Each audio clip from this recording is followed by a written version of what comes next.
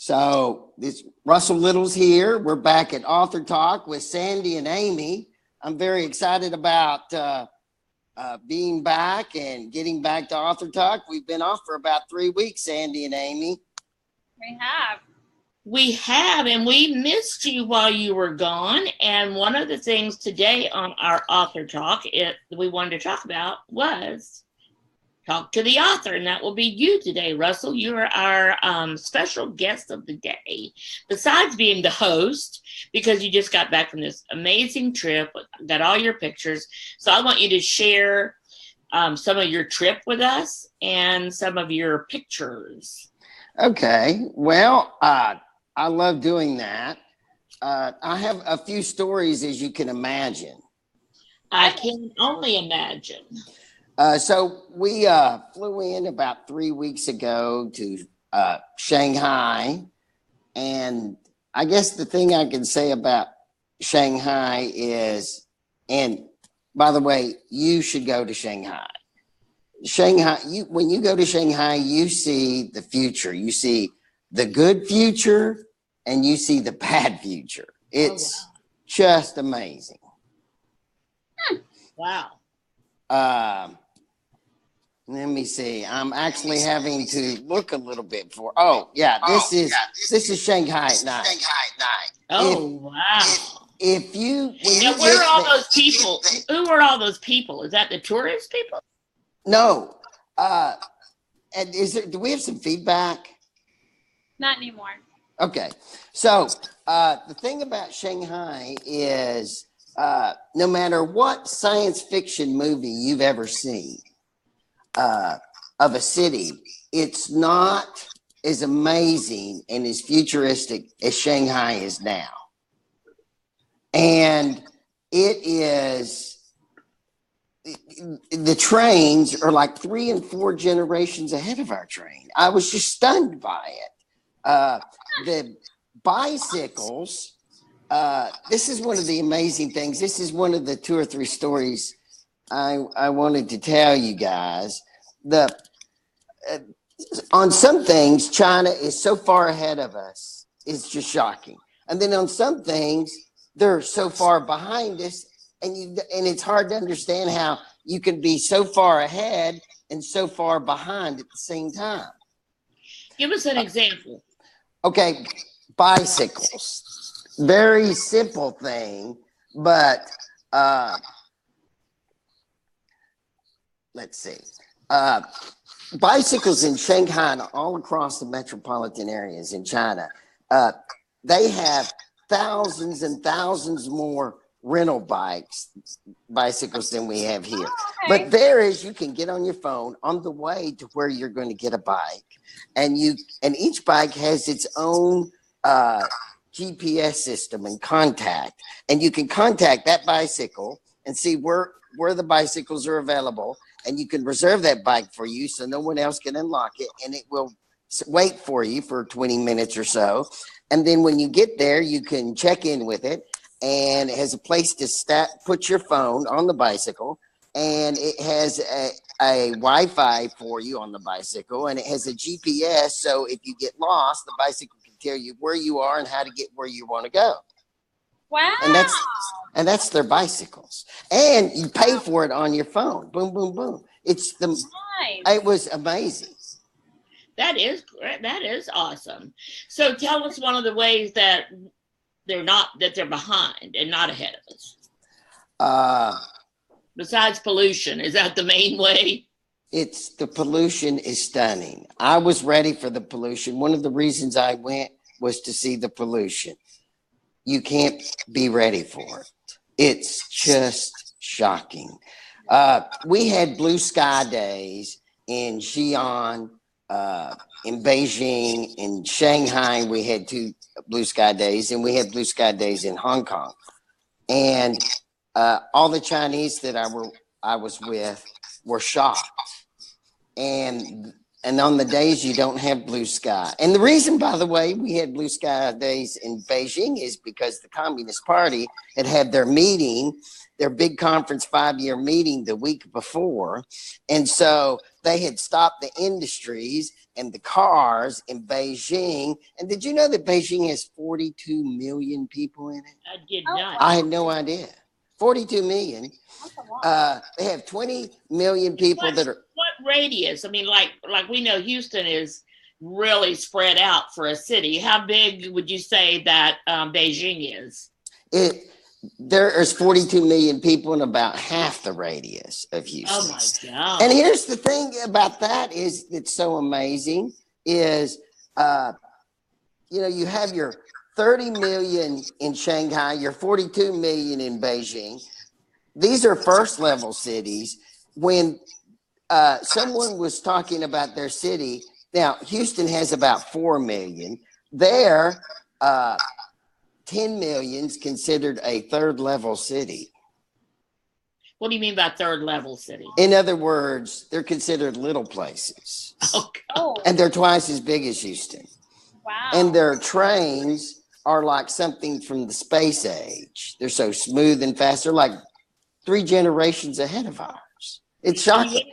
And then you have this pollution come in, and it's like, when the pollution comes in, like in Beijing, we watched it on our last day. We watched the pollution because they had gone back to business after the Communist Party left.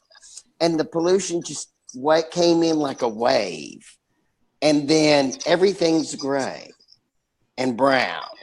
And it just saps the color out of everything. And it's just, and when we were in Middle China, we cruised up the Yangtze River for 4 days.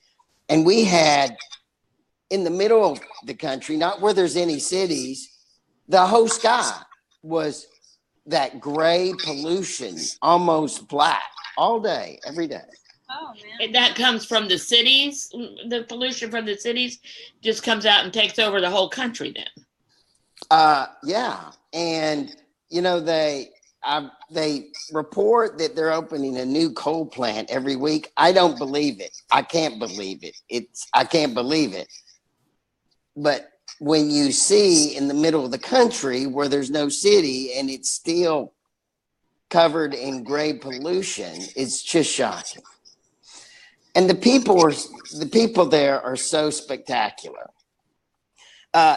Imagine being in a country where you can't read anything that's written. You can't understand anything that's said. And this is one thing I've traveled a lot over the world, and usually hand motions. We use the same symbols with our hands. They don't use the same symbols in China. So you can't even communicate like that sometimes. And so most of the Chinese you can't communicate with, though there's a wonderful minority that they just completely go out of their way because they want to communicate with you. Those are pretty wonderful people. I got to actually show you a picture about that. I don't want to diverge too much on this. So how did you communicate with them? Because you never quit. Okay. And you guys, you can imagine, you have to put yourself out there. Right. And try to communicate with people all the time, because that's part of traveling. This is a funny story here. So this guy was part of the Chinese tourists that were traveling with us on this cruise up the Yangtze. And he wanted to talk to Americans. And most of the Chinese tourists they couldn't communicate with us. So, they just didn't try, they gave up. This guy wanted to. So we were talking, and it was almost impossible to communicate, but we were doing the best we could. And he finally was able to say, well, he wanted, and Melinda and I were talking to him, and he wanted his picture made with us. And so Melinda and I assumed, well, then he really wanted his picture made with her. And he said, no, he gave her the camera. You take the picture. It kind of aggravated her, by the way. But this guy was those people that really want to be friendly and talk. And there was a lot of people over there. And you hear about how aggressive the Chinese can be, because part of their culture is like waiting in lines, not so much. But what wonderful, friendly people they are too. You got to say. And here's an example. Here's an example of not as modern. You see on scooters everywhere, whole families riding around on one scooter. It was crazy. You would see 3-4 family members on one scooter. Oh, wow. And do you see a lot of them on the road? Like, would one road have a lot of scooters on it? Yes. That's what I figured. Wow. Because I've seen that in the movies and stuff. So, well, that is very interesting. So I know any specific food stories, because I know you and Melinda, we were talking earlier, you guys like to kind of eat with the locals. And so tell us about any unusual or anything food stories. Well, it's a combination of stories. So we went on a foodie tour in Shanghai one night. Nice. And so we showed up, and there was 7 expats that lived in Shanghai showed up from England, Australia, and Ireland. And so we traveled, and so the guide took us through 7 to 10 different restaurants and bars. We'd go and we would have local made beer. Like at one place, they made beer out of cheese. That was like the worst beer I ever drank in my life. And then we went to the next place and had Shanghai dumplings, which was one of the greatest things I ate the entire time there. Then we went to another place, and they pulled live snakes out of an aquarium and prepared them in front of us and cooked them, and we ate them. I thought I was going to pass out. I might have. And I must say, it's not as good as rattlesnake. What kind of snake was it? It was water snake. Ooh. I'm going to take your word for it. Yeah. And, so we went from place to place, and we got to talk to these people that from Australia and Ireland and England about what it was like to live in Shanghai. And they said that they don't speak Chinese. They have no trouble living in Shanghai. And it was the greatest thing they ever did. Oh. Wow, that's interesting. Very, very That's interesting. fascinating. Well, Russell, this is great, and I know we could take all of our time to talk about your stories, and I love hearing them. Do you have most of them, or do you have a lot of the pictures are on your Facebook page, right? Russell Stories? Yes, they can go to Russell Stories on Facebook. Amy, will you put a link in the comments, please, ma'am? I will, because I felt like I experienced China when I was looking at his photos. How do you, that's some other time I want to ask you, Amy, how do you do that? How do you put links on things like that on YouTube about Russell Stories? But if you would do that, and so they can go to it and they can follow me and go back through it and look at all my stories, and they can see the video of the guy reaching in and getting the snakes and watching them intertwine on his arms as he's about to butcher them. I cut off the butcher part because I couldn't watch it. That doesn't sound appealing. That was awful. That was awful. I couldn't watch it. That doesn't sound appealing. So, which means most of your people that would be watching it wouldn't want to see it either. They won't have to see that. And they'll see, when we went to the Great Wall, we climbed up a mountain, the wall going up on one of the mountains. We went up 86 stories. Wow. I almost thought I was going to die. But we need to get off that and get on to the next. Yeah, we could talk about this for a long time because you had a great trip. But Russell, I do want to let people know that you do this once a year, travel to different countries. Last year it was Portugal, Spain, and that area. This year was China. So you mentioned to me the other day, this has been like your best trip ever. It was spectacular. And I got to say, everyone's got to go to China. And here's another thing. If you love science fiction, or you write science fiction or fantasy or those sort of things, you need to go to China because it's already happening. It's just unbelievable. Wow. That's exciting. So if you want to get a preview of China, and especially we do know, Russell, you and I know quite a few people that write science fiction or science fiction fantasy, or I would love to have someone on one of our future, one of the local authors that writes about fantasy or science fiction, and because I would love to talk to them about it. I went into several of the bookstores. The main thing that the Chinese read are romances. Are you shocked? No.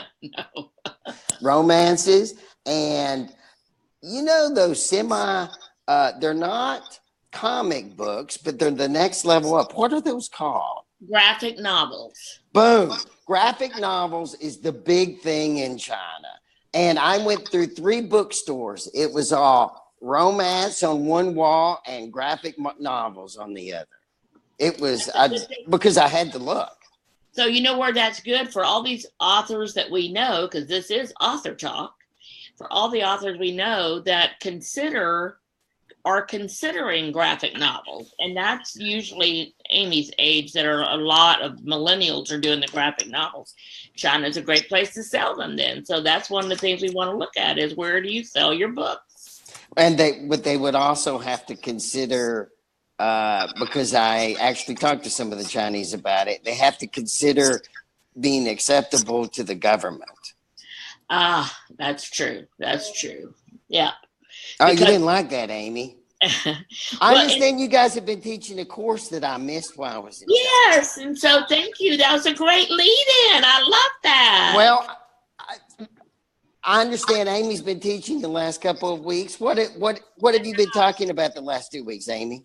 So the first week we talked about hashtags and why they're important to use on every post. Yeah, you can't. Nobody reads you if you don't exist without hashtags. Right, but it also makes it easier for you to connect with other people that are authors or doing the same business that you're doing. It makes it where you can network easier because you can find them. So it's like a keyword on top of that. And then we talked about curation and what you should post, how many times you should post, making it more. Now, what did you say? Curation?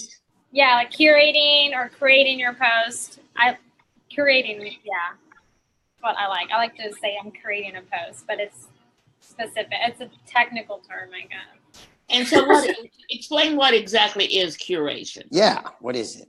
Okay, so curation is where, like, I have a blog and my website and stuff, and I pull information from that I want to share and I put it on my page with a link, and I'm repurposing information from my page so others can see it. But there's also the 80-20 rule. So I'll do 80% of that from other people in the same field or that I want to make a connection with, and only 20% about myself.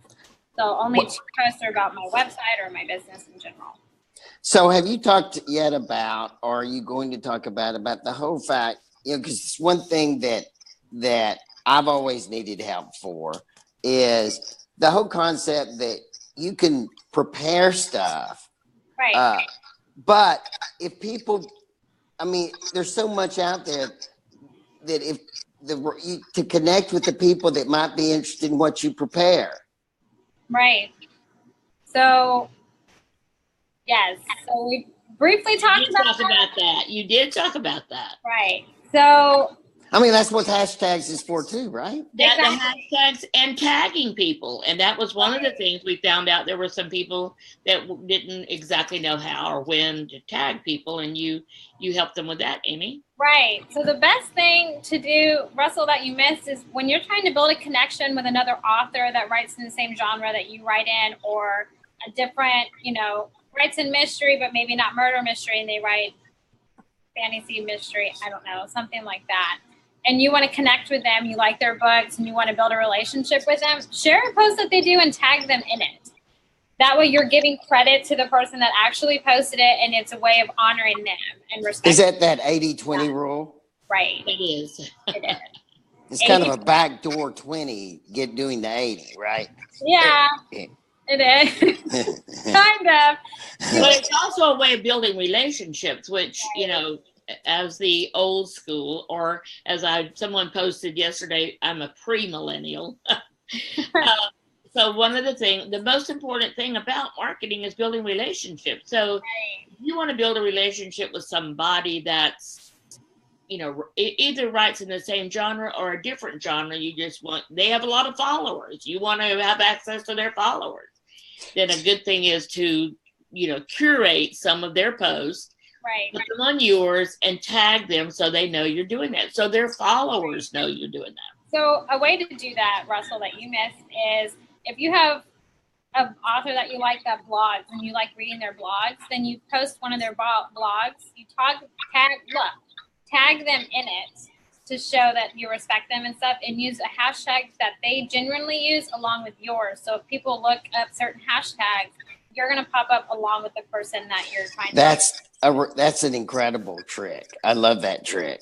So are you going to be able to, are you sharing more of those tricks in the future in the course? Yes, we usually do a review for people that couldn't attend and things like that. So there's a review each week of what we did. I think I missed a lot. You did. And because the first week, Amy told me, and at first I was like, oh, well, this may take forever. But she said, I want to have a one-on-one conversation with everybody on there. And so we decided, even if it took the entire hour, she was going to speak to each one individually. And it didn't, but it did take a little bit, but it was definitely worth it because everybody got something specific. And then we had this Q&A session that people just kept on asking questions and asking questions. It really was. That was week one. That was a great lead in to week two and learning about all the other. I think it helps show that we're all on different playing fields with social media. We all know different things about it, and we all don't know certain things about it. And so providing feedback like that and making it open, it helps the overwhelming feeling kind of go away, where people aren't so overwhelmed. Like, okay, it's not just me. I knew what that is, you know, so maybe I'm ahead of the game. It helps bring in that and take that feeling away. You know, in the last course, what was it? The 22 secrets. What was that course? 21 secrets. Even on nights that you taught on subjects that I thought I sometimes as a lawyer, I'm kind of a know-it-all. I thought that I knew everything, but I actually, you don't know what you don't know till you find out what you don't know. And every night I found out something. Oh, that's something I did wrong last time. I got to fix. Oh, that's something. It was awful and good at the same time. And it's learning. That's what courses are designed to do, is learn. Amy and I are talking about some plans for next year and the courses that we're going to offer. Amy will continue to be one of the teachers of the courses. And so we got some stuff planned, and that's why, Russell, because of our author talk, we thought maybe we could get together with you sometime soon just to have a brainstorming session about next year, because we got lots of ideas to run by you, see what you think. But we're going to keep these author talks coming, and I love the fact that we can get on here and just talk about what things that authors want to know about. You're an author, so you have a direct access into that. Amy, being the millennial and the social media guru, adds her perspective and tips and tricks and all that she does. And then I'm here just to kind of add the strategy, the whatever else we add to it. And I love doing this. I love the talks. And so we would like to hear from some of you that are watching. First of all, if you're an author and you would like to be a guest on Author Talk sometime in 2018, we're going to start booking those shortly.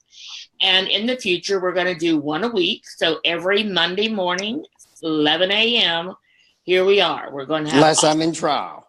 Unless Russell is in one of his trials, which we won't talk about, but he's a divorce lawyer. So, I just try to make people happy. And hopefully you don't need Russell at any time for his other career, but his books are great though. So, and we're looking forward to your new books that are coming out this next year too. So we'll be doing an author talk about that. in the future. So for today, any last word you want, Russell?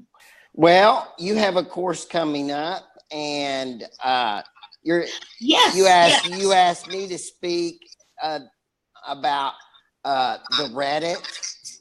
So Right. I'm going to be speaking during your course, just discussing what Reddit is, what groups within your marketing plans that I'm sure you've already talked about it applies to, and how do you reach out through it, because it's a pretty quirky. It's a very quirky system. I'm excited about it. I am too. And so I almost forgot that that's one of the things we're going to talk about on this call, was on this broadcast.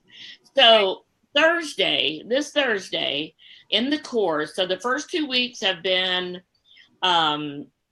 first the one-on-ones with everybody and talking about what your specific social media needs are. This last week was on curation and all of those things that Amy taught on. And this week's we're going to talk about social media platforms. Right. Where do you need to be to sell your books?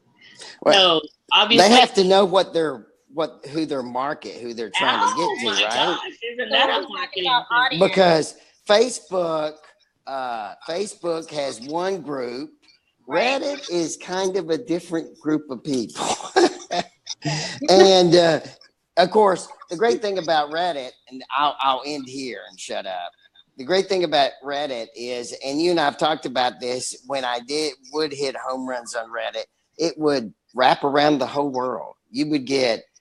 I would get Russian, Ukraine, China, Japan, New Zealand. Man, I used to get so many hits out of New Zealand. I don't know. I know there's no predicting it. And I'm glad you said that, because I do remember when we were working on your blog, and all of a sudden you would post your blog on Reddit, which I never understood it. You just said I put it on Reddit, but we would look and see that you had like thousands of people that read your blog or posted on your blog or subscribed to your blog. It was amazing. And so we're going to talk about that and how that can lead to book sales. Right. Because we want to be working on, and this is one of the things we're going to really work on next year, and I'm really talking just down to talking stages with Amy about it, is building your list so that you can communicate with these people. And see, I have no idea hardly what you're talking about. I know. You've struggled trying to get me to understand it, and I need that course more than anybody. Well, and no, not more than anybody. I was talking to someone the other day. Actually, I was talking to my son, Jack. So Jack, if you're listening, we were talking about and he's not an author. He's got a company, a security system, home security system company. And we were talking about, I said, how often do you communicate with your list? And he goes, my list. And I said, yeah, don't you have a list of people? He goes, I've got a list of all my clients. And I'm like, oh my God, what a list to have. If you communicate with them on a regular basis, selling to your clients that have already bought from you is easier than selling to new people. So I have so much to do. For an author, yes, you know who your readers are. You communicate with them. So we're going to be working on that. But for now, we haven't finished this course yet. So this Thursday, we're talking about all the different platforms, social media platforms. There's, of course, Facebook and Twitter and LinkedIn. We know those three. But in addition, there's Reddit. There's Wattpad. Goodreads, Wattpad, W-A-T-P, pad. A lot of these stuff, fan fiction. I didn't know about fan fiction until I started working with authors. So many things that we could be talking about for you, the author, to find out how you can sell more books. That's going to be the basis of everything we do in 2018 is sell more books. That's the result we're looking for. So, Russell, I love you. Glad you're back. Glad you made it safely back. Your voice does sound like you've been in a fog for a couple of weeks. So some days I was. The pollution, absolutely. It was pollution. Yeah. And Amy, you're doing a wonderful job. Amy is doing such a great job in teaching the courses. Russell, you just can't imagine. So you're gonna be in for a treat on Thursday night as well.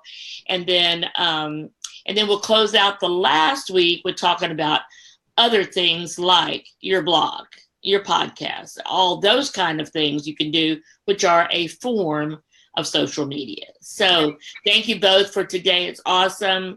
If you're watching this and you're not in the course, we're sorry because it's already closed for this time.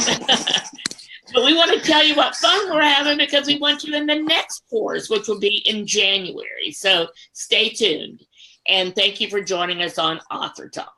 Bye. Bye.